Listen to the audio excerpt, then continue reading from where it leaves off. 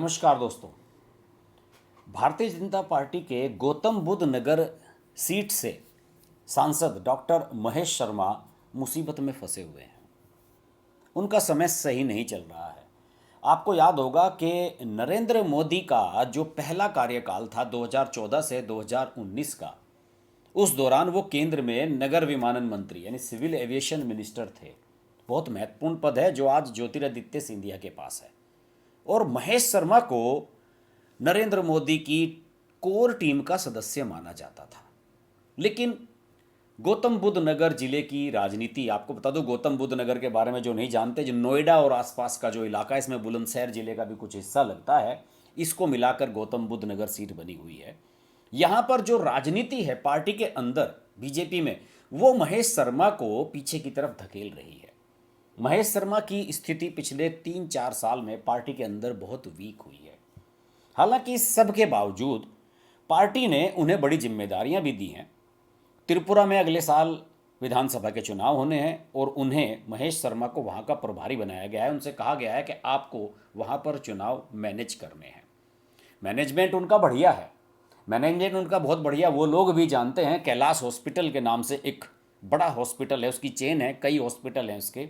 नोएडा में भी है उसकी जो मेन शाखा है, बाकी हरिद्वार में कई और जगह भी उसकी ब्रांचेज हैं। उसके मालिक हैं डॉक्टर महेश शर्मा। और नोएडा आसपास के इलाकों में उनकी बहुत बड़ी पहचान है, बड़ी शख्सियत वो यहाँ पर माने जाते हैं। लेकिन जैसे कि मैंने पहले कहा, महेश शर्मा का समय ठीक नहीं चल रहा है। एक तो 2019 में जब वो दोबारा फिर सांसद बने, उनको केंद्र में मंत्री नहीं बनाया गया।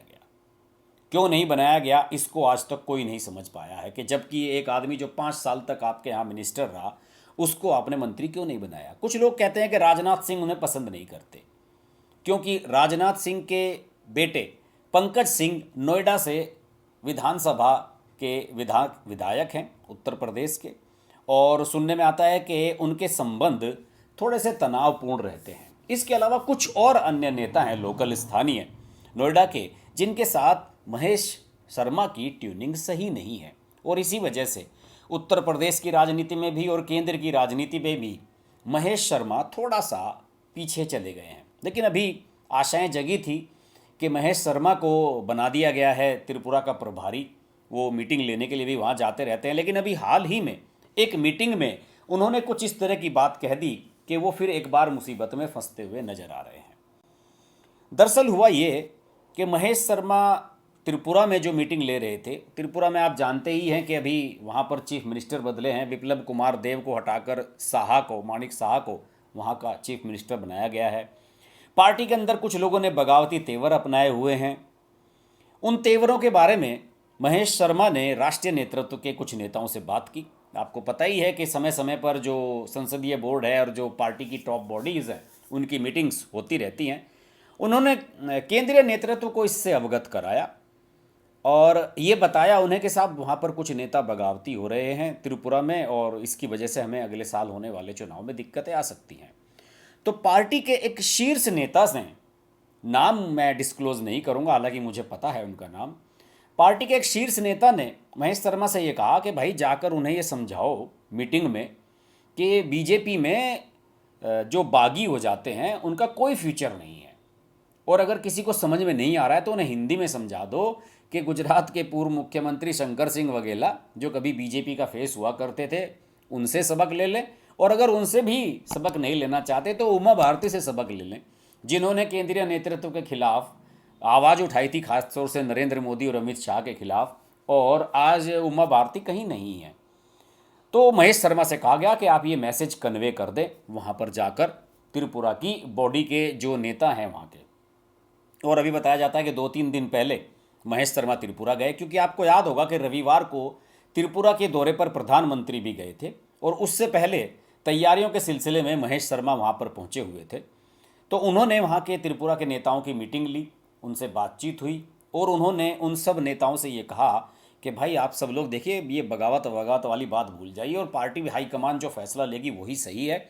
और अगर आपको ज़्यादा ही बगावती का तेवर आपके अंदर उबाल खा रहा है तो आप देख लीजिए कि शीर्ष नेता हैं एक, उन्होंने नाम भी लिया उनका, कि उन्होंने मेरे से कहा है कि आप शंकर सिंह वघेला और उमा भारती के उदाहरण आपके सामने हैं। ये बात उन्होंने खुलेआम कह दी।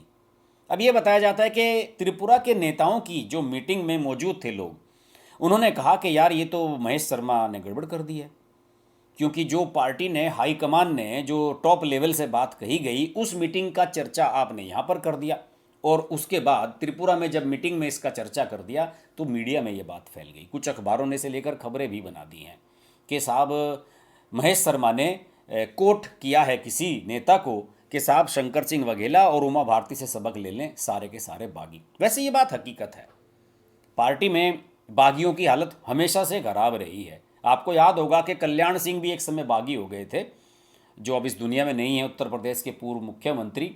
और कल्याण सिंह के बागी हो जाने के बाद वो एक बार मुलायम सिंह यादव की पार्टी में भी शामिल हो गए थे, और कुसुम राय नाम की एक महिला थी जिनकी वजह से वो बागी हुए थे, और बाद में उन्हें फिर पार्टी में वापस लाए थे नरेंद्र मोदी ही। लेकिन वो केवल बाद में गवर्नर बने रहे राजस्थान के, इससे ज़्यादा कुछ उन्हें मिला नहीं था, और बड़े ख़राब समय कल्याण सिंह ने पार्टी में देखा है।